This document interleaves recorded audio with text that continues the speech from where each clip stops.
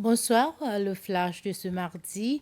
Les membres de l'opposition de l'Assemblée nationale ont quitté la séance ce matin. Ceci fait à la suite de la décision du président Roger Mancienne concernant les raisons pour lesquelles il a refusé de mettre la PNQ du leader de l'opposition Sébastien Pillet à l'ordre du jour de l'Assemblée nationale pour cette semaine. La question de M. Pillet demandait à la commission électorale combien de nouveaux électeurs s'étaient inscrits après la dernière élection de 2020. L'autre question sur laquelle le président Mancienne a rendu une décision concernait une question de privilège soulevée par la députée nommée à la proportionnelle Cécile Larsen concernant l'obtention des formations du ministère du gouvernement local et des affaires communautaires sur le projet dans les districts d'Okap. Le président Wevaram Kalawan a accueilli ce matin deux nouveaux commissaires qui lui ont remis leurs documents d'accréditation. Il s'agit du haut-commissaire de Tanzanie et du Pakistan. Le premier des deux nouveaux hauts-commissaires à arriver à State House ce matin est le Dr Bernard Yohana Kibese, représentant de la Tanzanie aux Seychelles.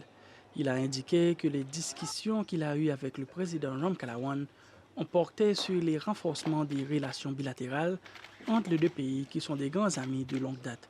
Et ensuite venu le nouveau haut-commissaire pakistanais aux Seychelles, Syed Zahid Raza, qui à son tour remis au président Ramkalawan les documents d'accréditation.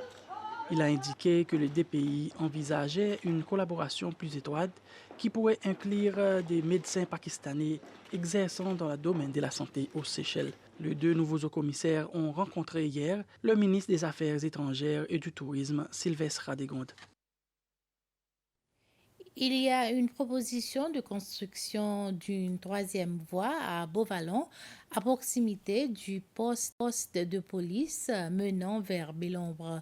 Le plan fait partie d'un projet d'extension visant à construire un nouveau bâtiment commercial sur la parcelle située devant la crèche et la garderie de Beauvallon.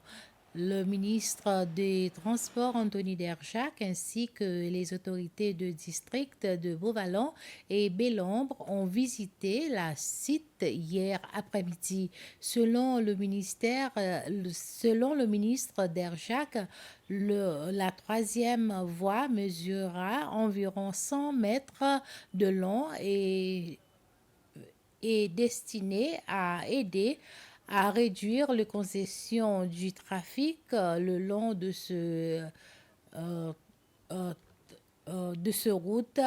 Et bien voilà, c'est la fin de ce flash. Merci de votre attention. Bonne soirée à toutes et à tous.